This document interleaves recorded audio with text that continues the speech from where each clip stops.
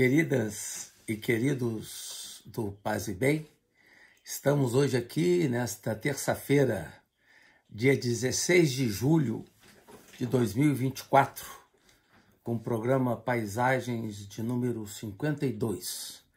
Hoje vamos falar, nessa manhã de terça, sobre um tema muito particular para mim, um autor que marcou muito a minha formação acadêmica.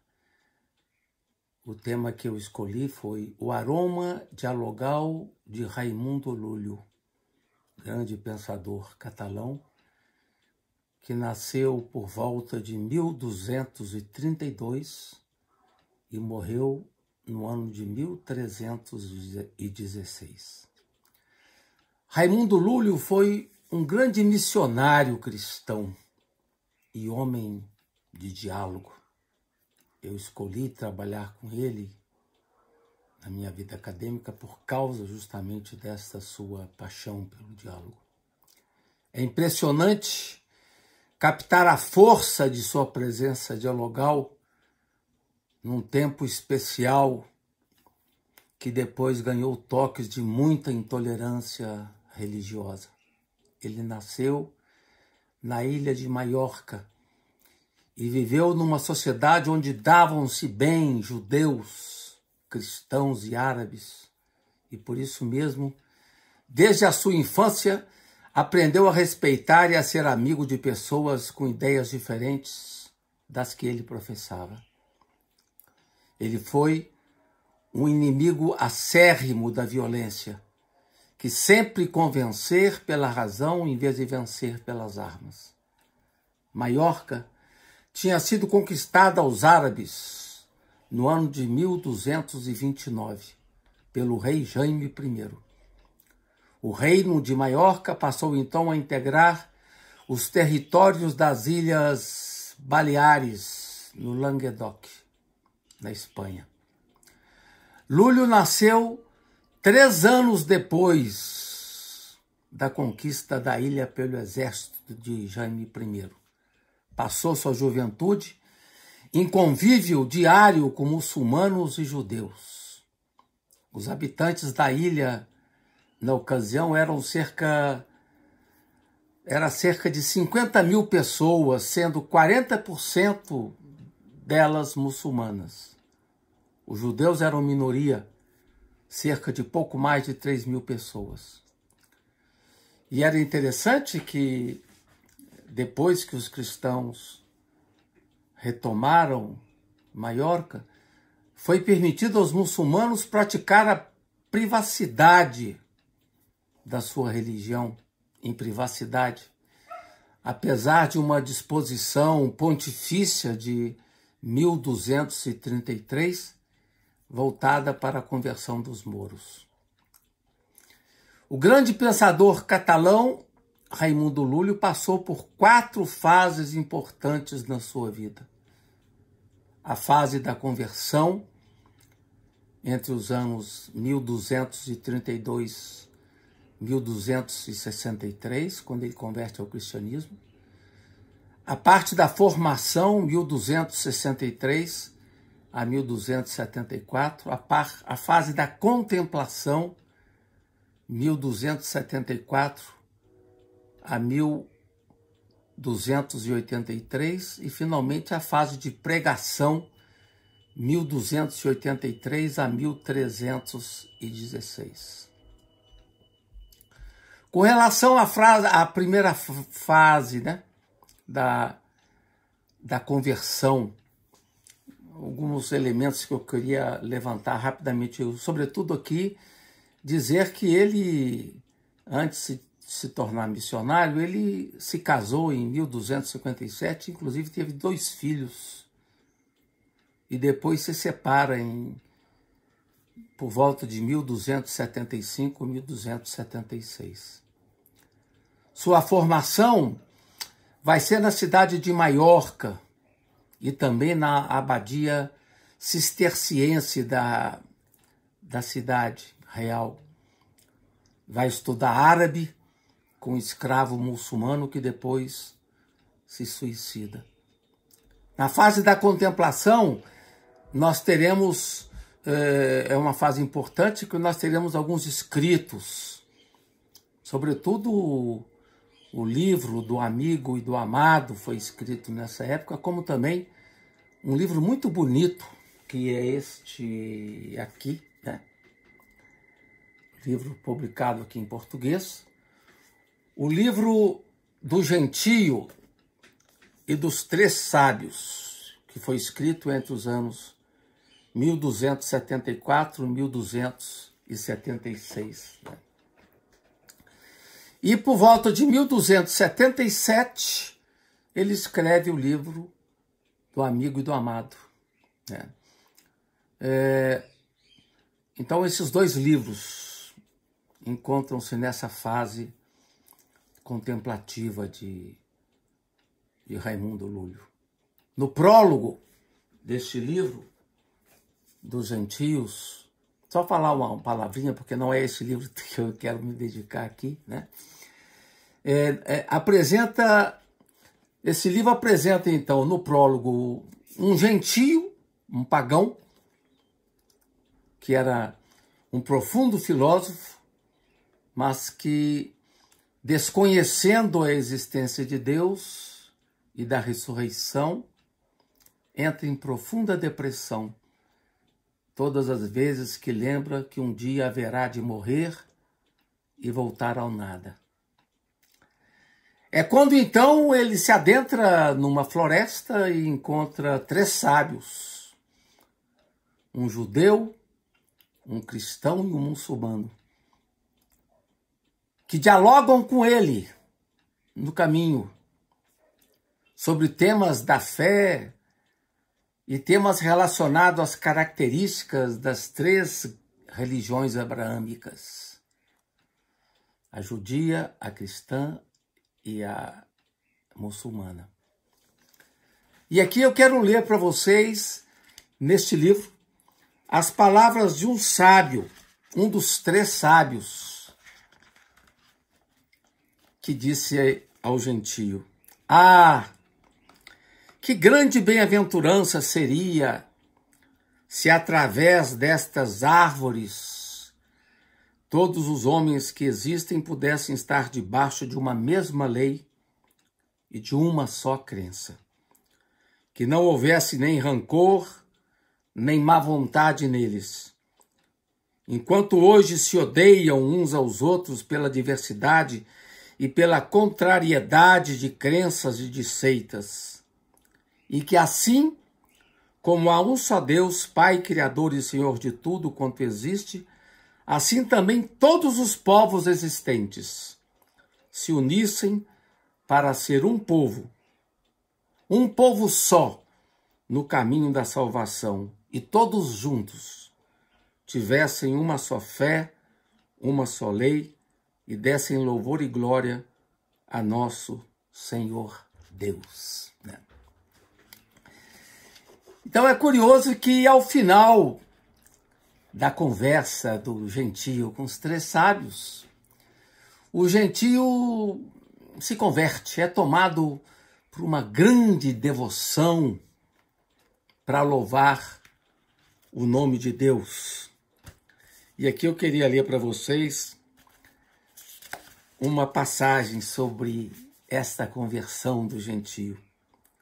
Ele diz: "Pela graça e bênção de Deus ocorreu que eu me encontrei convosco neste lugar, no qual Deus me quis relembrar e tomar para ser seu servidor. Ora, bendito seja o Senhor e bendito seja o lugar, e vós sede benditos por ele, e bendito seja Deus que vos deu a vontade de vir aqui, e neste lugar onde tanta bem-aventurança me ocorreu, quero, na presença de vós, senhores, separar e escolher aquela lei que me é significada ser verdadeira pela graça de Deus e pelas palavras que vós me tendes dito. E naquela lei quero estar e quero trabalhar para honrá-lo e manifestá-lo todos os dias da minha vida." Quando o gentio terminou essas palavras e se pôs em pé para se ajoelhar e de joelhos manifestar a lei que desejava escolher, viu de longe vir pelo bosque 2 gentios da sua terra. Ele acabou não revelando para os sábios qual religião ele tinha escolhido, né? E se admirou também dos sábios não esperarem dele ouvir qual a lei, qual a religião que ele tinha escolhido. E um dos sábios disse de forma muito bonita, este é um assunto para discutir entre nós, a fim de que encontremos pela força da razão e pela natureza do entendimento qual é a lei que poderás escolher. Muito importante isso para Raimundo Lúlio. A escolha da religião deve acontecer pela força da razão e pela natureza do entendimento. Isso marcou toda a sua perspectiva missionária. E continua um dos sábios: se em nossa presença dissesses qual é a lei que mais amas, não teríamos mais assunto para discutir, nem verdades a descobrir. Então, no fundo, os sábios respeitaram a decisão camuflada, né? A decisão escondida do gentio na sua experiência de conversão. Então, esse é um livro muito bonito de Raimundo Lúlio, que deve ser lido com calma. Mas a intenção... Então, falando ainda dos 3 momentos, né? O 4º momento de Raimundo Lúlio é o momento da pregação, que vai de 1283 a 1316. Ele foi um grande pregador da tradição cristã. E ele morre aos 84 anos, perto de Maiorca. Uma lenda piedosa diz que ele morreu lapidado. E uma lenda que nunca foi desmentida. E é curioso assinalar que ele passou entre os anos 1265 a 1274 por 9 anos de grande silêncio, com redução significativa de seus trabalhos. Então, esse livro que nós vamos falar, citar alguns trechos rapidamente, o livro do Amigo e do Amado, publicado no Brasil pela editora Loyola, está esgotado, e eu tenho ele em outras línguas, né? No italiano. Essas 2 traduções são muito bonitas, né? Então, entre 1265 e 1274, ele teve esse momento de contemplação. Então, esse livro do Amigo e do Amado foi escrito nessa época, né? E fazia parte de uma novela autobiográfica de Raimundo Lúlio, chamado Blanquerna, como um capítulo ou um apêndice que depois foi acrescentado. O livro do Amigo e do Amado foi inserido, então, nessa novela autobiográfica Blanquerna. Em seu belo livro do Amigo e do Amado, escrito por volta de 1277, alguns anos antes da edição do Blanquerna, né? Foi um livro escrito ao estilo dos mestres sufis. Os sufis, como diz Raimundo Lúlio, têm o costume de dizer palavras de amor como exemplos breves que inspiram aos homens uma grande devoção.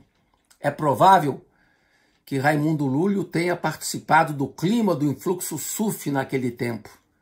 Um dos maiores mestres sufis da ocasião morava perto ali de Maiorca, ali na Múrcia, Ibn Arabi de Múrcia, que nasceu em 1164 e morreu em 1240.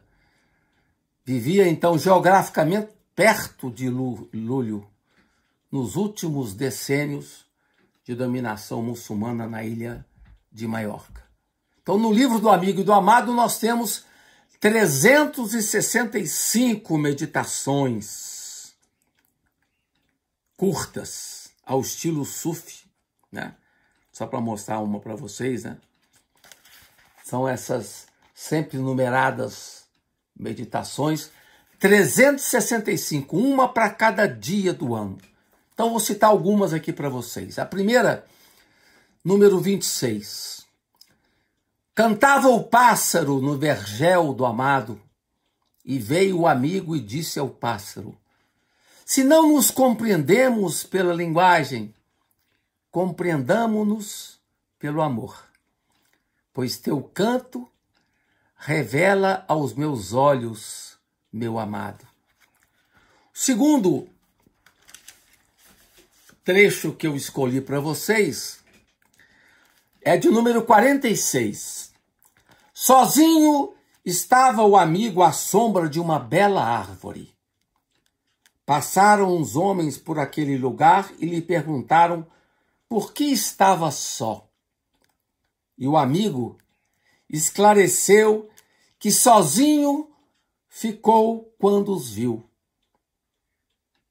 e ouviu, pois até então estivera na companhia de seu amado. E aqui é bom esclarecer, no livro do amigo e do amado, o amigo é o crente e o amado é Deus. Então é um diálogo do amigo e do amado. O terceiro trecho que eu escolhi para vocês, na página, no número 53. Ia o amigo por uma cidade como um louco, cantando, e o povo perguntava-lhe se perdera o juízo. Respondeu